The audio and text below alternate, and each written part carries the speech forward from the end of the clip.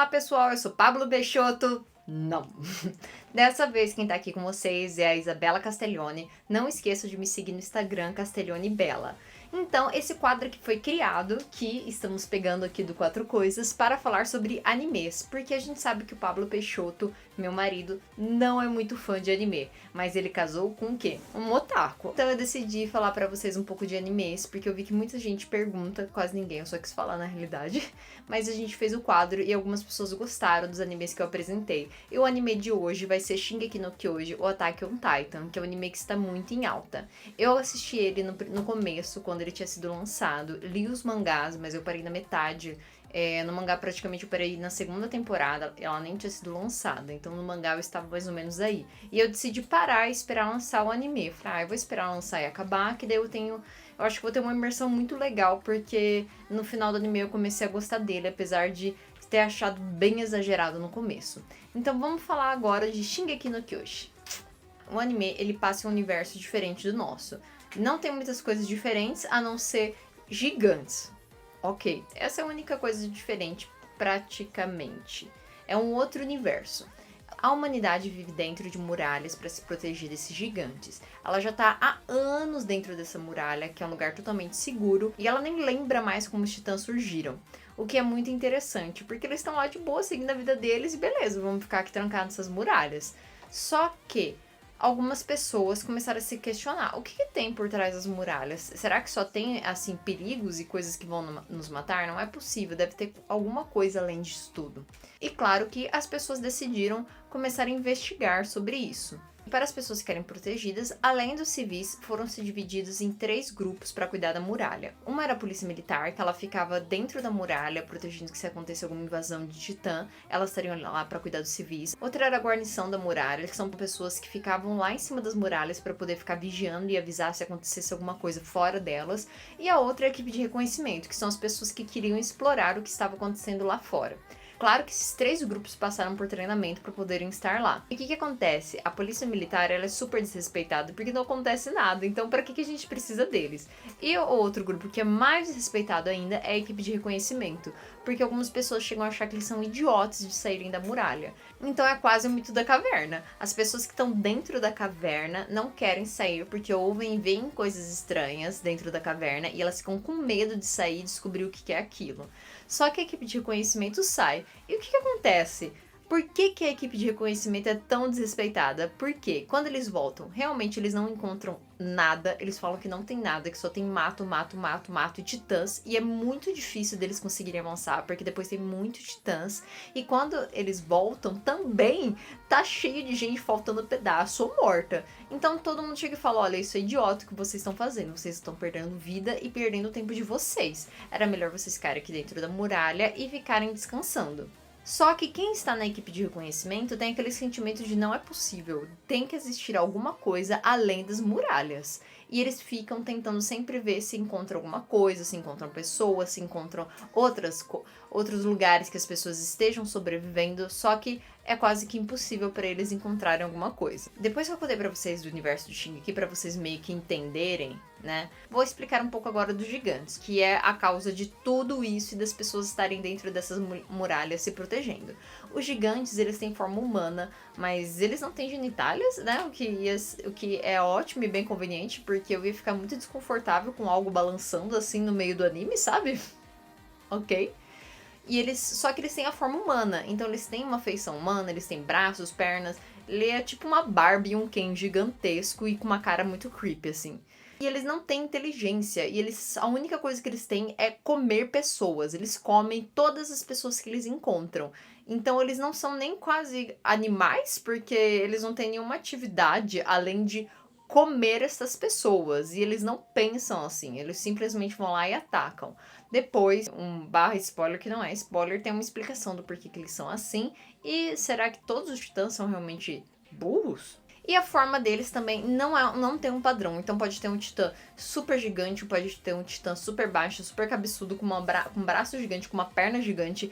Então não tem como você padronizar as coisas sobre os titãs, a não ser que eles são teoricamente burros e que não tem outra função a não ser nos comer.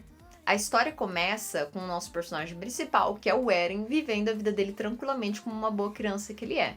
Ele tem mais 2 amigos, que são a Mikasa e o Armin. O Armin, ele é muito inteligente, mas ele é muito medroso e chora muito. A Mikasa, ela também é muito inteligente, mas o Armin é bem mais. E ela é mais reservada, ela é mais quieta, ela é apaixonada no Eren e ela é muito, muito forte. E ela é praticamente o cavaleiro de armadura dourada do Eren. Ela sempre tá seguindo e protegendo ele.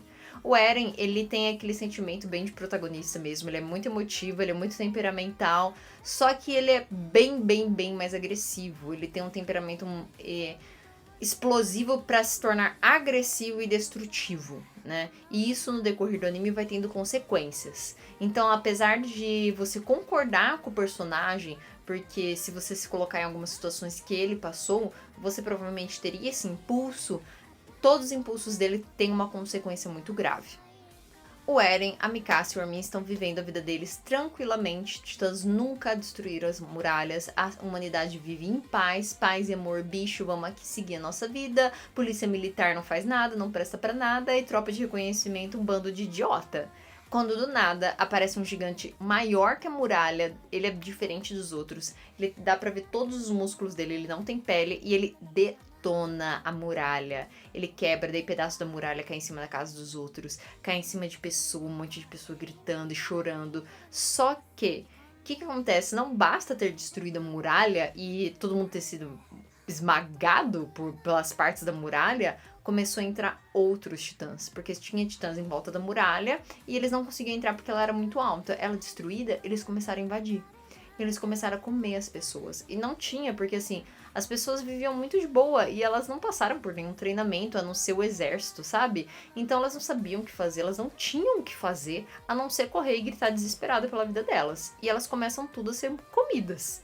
Em um momento, o Eren tem um desespero e ele pensa, meu Deus, a minha casa. Porque ele começa a olhar ao redor dele e vê que várias pedras caíram nas casas. E ele fica desesperado pensando se caiu na dele. Então ele sai correndo, vai tentar ver a casa dele. E esse momento é um momento muito desesperador do anime.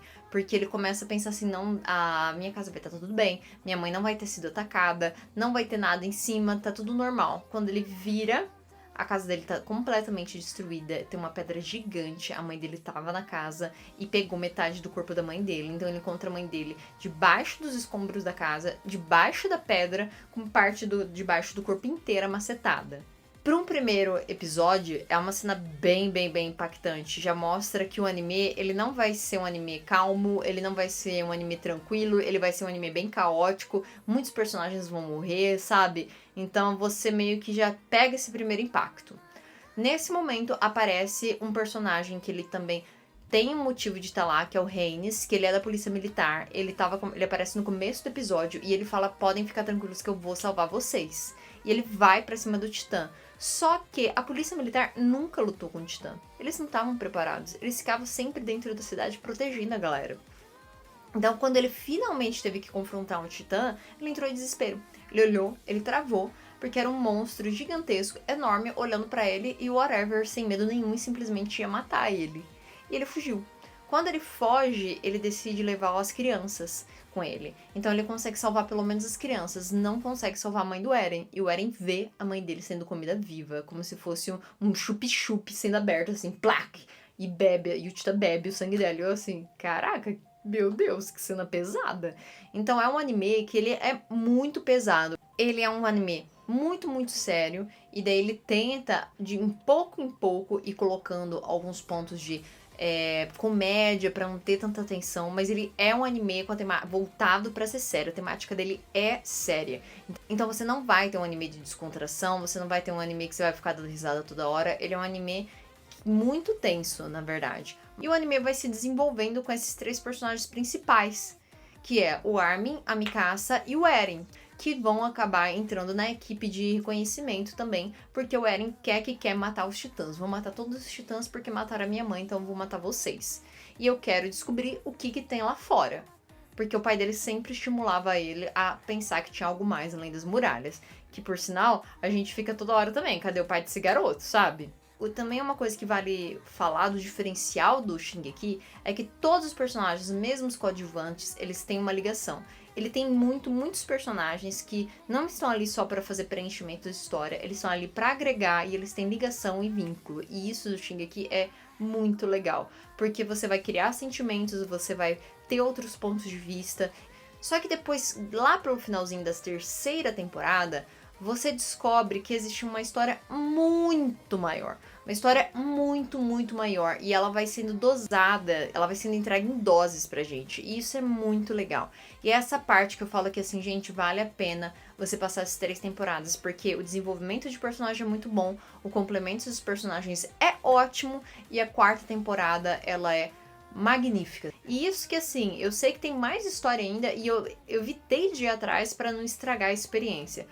Shingeki, pra mim, um ótimo exemplo relacionado, por exemplo, à comida, é como você comprar aquele doce de brigadeiro recheado com morango. Que você come o brigadeiro e de repente tem um morango lá e você fica, meu Deus, isso tá muito bom. É essa mesma experiência. Apesar de você não gostar de morango, imagina a mesma comida que você come, só que o recheio, sabe, tá muito mais gostoso e, tipo, você não esperava, assim, sabe? É isso, Shingeki. Daí vocês perguntam, Isabela, vai estar só focado no Eren, no Armin e na Mikasa? Não. Como eu disse, os personagens secundários, eles são todos importantes. Cada um vai ter a sua história e as histórias vão estar ligadas com os personagens principais também. Então, se você tá querendo assistir um anime diferente, que ele foge um pouquinho do padrão, que ele tem uma temática bem séria e pesada, e que mesmo assim vale a pena e tem momentos relaxantes, e que é uma história que foge também um pouco da narrativa geral de animes, eu recomendo Shingeki.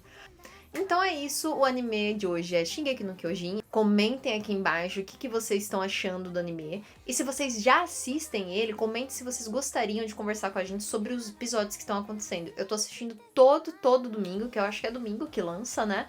E assim, eu estou vidrada e apaixonada. Então, muito obrigada a você que assistiu até aqui, tá? Eu espero que vocês tenham gostado e comentem também embaixo que outros animes vocês gostariam que a gente falasse. Tchau, tchau!